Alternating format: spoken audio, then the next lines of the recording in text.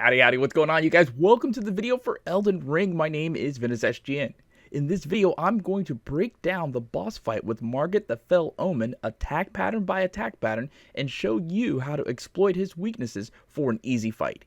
Be sure to like this video, subscribe to the channel with notifications on, and leave me a comment down below with any questions you might have for Elden Ring that I can cover in future videos. Alright, so in this fight I went in with a Confessor which uses a sword and shield and incantations.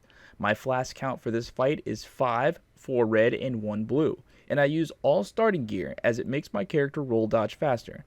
I also use the Lone Wolf Ashes to assist as well as 4 fire pots. If you need to know a quick way to farm fire pots, please see my previous video showing you quickly how to get the materials needed to craft fire pots. Alright, so Margit has a lot of attack patterns, and most of them are designed for you to react to for easy damage. He has an attack where he will throw golden daggers at you from a distance. These are easy to dodge, just either step or roll left or right. Half of the time when he throws these daggers, he will jump at you after he's done. This jump is 100% easy damage for you. Move towards him when he jumps and roll underneath him and immediately swing your weapon as soon as he lands, seen here. Later on, during his phase shift, he changes the jump and adds a different weapon, but it's no less counterable. When he lands, only go for about 3 to 4 attacks and get away from him. A 5th attack on him will get you hit. Another attack he does is when you have distance between him, he raises his shillelagh, that's the wooden stick, as if he's about to slam the ground. He will instead rush towards you, spinning 360 for an attack. You dodge counter this by rolling left on the first swing and then rolling right on the second swing, seen here. After your second roll, you have time for 2 slashes and no more. After he does this, put distance between the both of you and try to bait out his jump for more easy damage. Now, it's okay if he doesn't jump though. I want to note here that his jump is not always preceded by dagger throws, and his jump in phase 1 is always going to be the same no matter what. But he does have a smaller hop, seen here, that he does where he swings his shillelagh in a forward sweeping arc. Simply roll to the right to avoid the attack and keep rolling away from him to avoid the follow-up ground stab. At the end of this combo, he will raise his free hand up in the air. Now, I've noticed that half the time he will do nothing with his free hand, and other times a glowing dagger will appear there.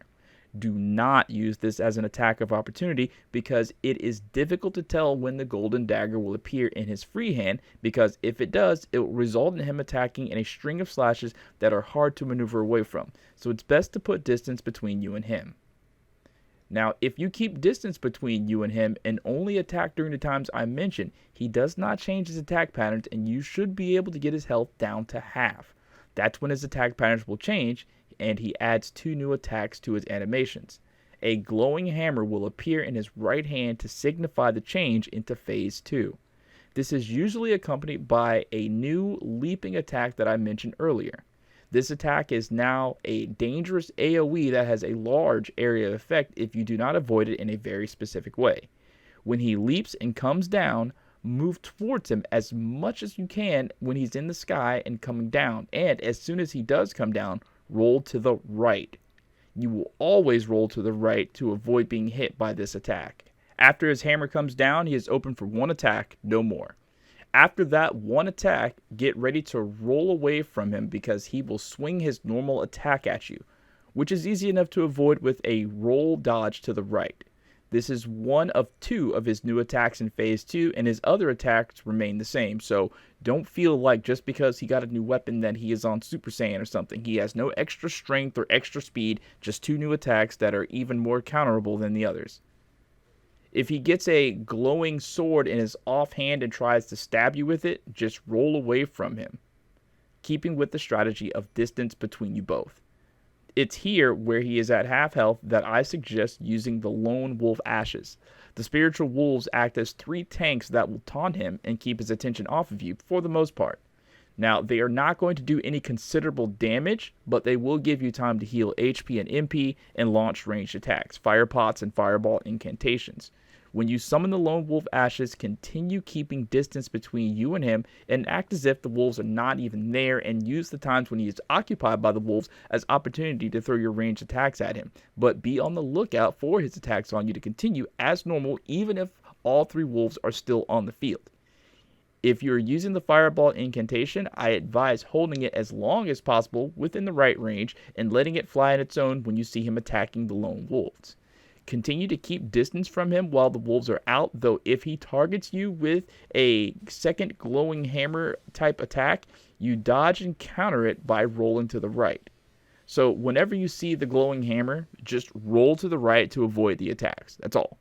He has another combo that I'm not sure if it's a second phase combo or if he has it the whole time, but it's worth mentioning.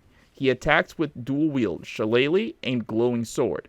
Avoid this by rolling backwards away from the first strike and then roll to the right to avoid the other 2 swings. So the first attack comes at you, roll backwards. You can't get away from the second 2 attacks because they're going to come. So just instantly roll right on the next attack and then roll right on the third attack and you should be good.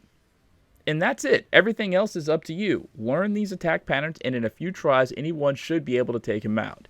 If you would like to see this boss fight done in real time without breakdown interruptions, please see my next video, a no commentary gameplay of this fight from start to finish. Also, if this video was a help to you in any way, shape, or form, I'd love to hear about it down in the comments, as well as ways it wasn't so helpful so I can make better videos in the future. Thank you so much for watching, and good luck on this fight.